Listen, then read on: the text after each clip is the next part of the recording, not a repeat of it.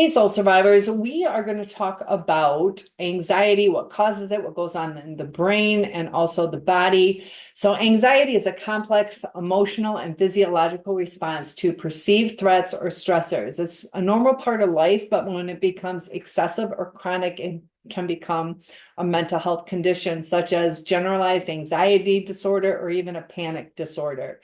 Anxiety disorders can run in families. It suggests that there are genetics that play a role. If you have a close family member that struggles with it, you may develop anxiety as well. There's also heritability, and study shows that about 30 to 50% of the variance in anxiety disorders can be attributed to genetic factors.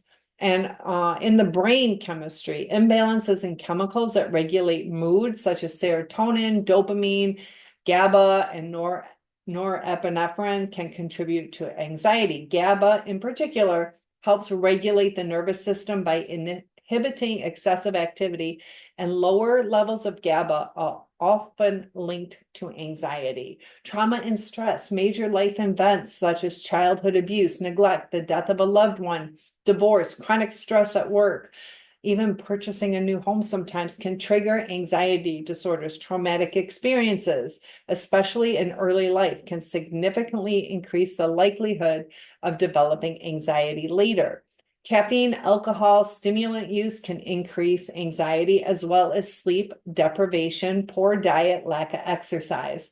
Long-term exposure to stressors such as financial instability or relationship issues can also exacerbate anxiety. Societal pressures. When society puts pressure on you to perform well, to look a certain way, or even conform to expectations, can lead to heightened anxiety, especially in perfectionistic or highly competitive environments. Also, cognitive and psychological factors, people who habitually think in ways that are catastrophizing, such as imagining the worst possible scenarios.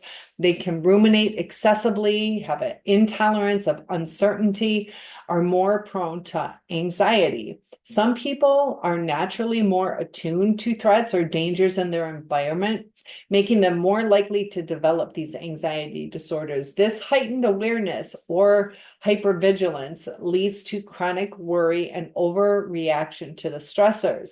There are mental conditions that affect hormones such as thyroid problems, menopause, chronic illness. These can all exacerbate anxiety.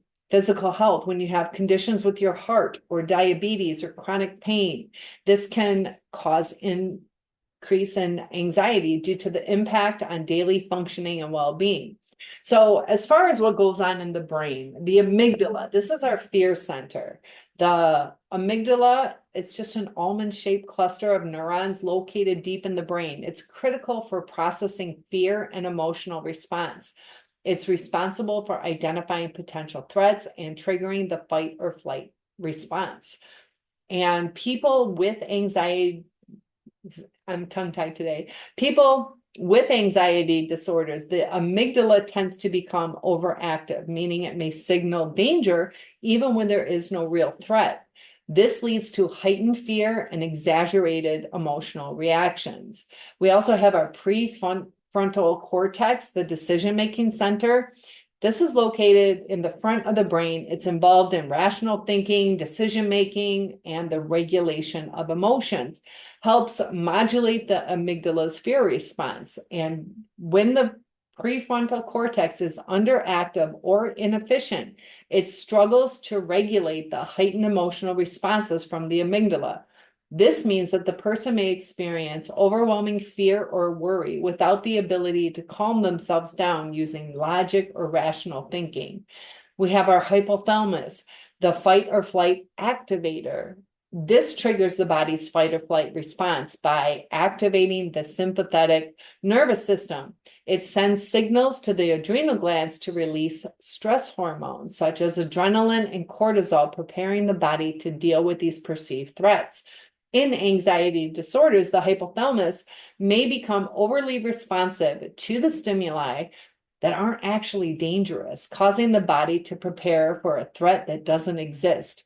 This can lead to physical symptoms like increased heart rate, sweating, and tension.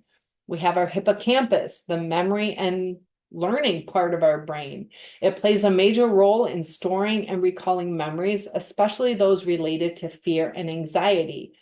If the hippocampus is affected by chronic stress, for instance, high levels of cortisol, it may impair the brain's ability to distinguish between real and imagined threats. This can lead to heightened anxiety, where past fears and traumas replay in the brain and amplify current anxiety. You have your HPA axis, the stress hormone system. Now, HPA, hypothalamic pituitary adrenal axis, is a complex system that controls the release of cortisol, and that is the body's main stress hormone. It helps regulate the body's response to stress. In anxiety disorders, the HPA axis becomes dysregulated, leading to an overproduction of cortisol.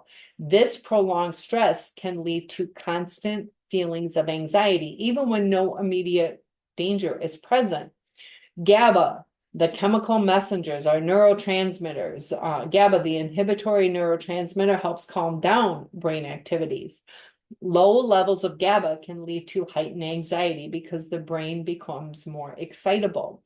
Serotonin, often referred to as the feel-good neurotransmitter, helps regulate mood, anxiety, overall emotional balance. Imbalances in serotonin can lead to anxiety and mood disorders. Norepinephrine, this transmitter is involved in the body's stress response and helps prepare the brain for action. Excess norepinephrine can result in hyperalertness, which can contribute to anxiety. Dopamine, commonly associated with pleasure and reward.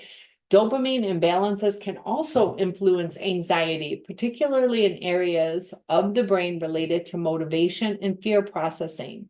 So what are the physical and emotional symptoms of anxiety? You got your increased heart rate, palpitations, shallow breathing, hyperventilation, muscle tension, tightness, sweating, trembling, shaking, dizziness or lightheadedness, gastrointestinal distress, such as stomach aches, nausea, fatigue and restlessness, and then our emotional symptoms, which are excessive worry or fear, difficulty concentrating, feeling on edge or irritable, panic or overwhelming dread, rumination, which are repetitive, intrusive thoughts, fear or losing control, or even just feeling like you're going crazy. So why does it happen? Anxiety occurs because the brain's fear response is activated, sometimes inappropriately or excessively. In many cases, anxiety is a result of the brain being overly sensitive to perceived threats, which can be biological, psychological, or environmental in origin. Chronic anxiety can lead to long-term changes in brain function, making it difficult to turn off the stress response. So it is important to address this because it will continue to change your brain, making it more difficult to deal with in the future. So you might want to speak with someone. I do one-on-ones, but anxiety stems from a combination of genetic, environmental, and psychological factors. It involves key areas of the brain that control fear, emotions, and stress. So when somebody experiences this anxiety, their brain reacts as if they are facing a real danger, even if it's imagined or exaggerated. Now, your feelings are true, they're what you feel, but there are ways that we can deal with it to avoid any long-term damage to your body, to your brain, or to your relationships. Please like and subscribe, share if this will help someone, and I appreciate all the support. I'll see you in the next video.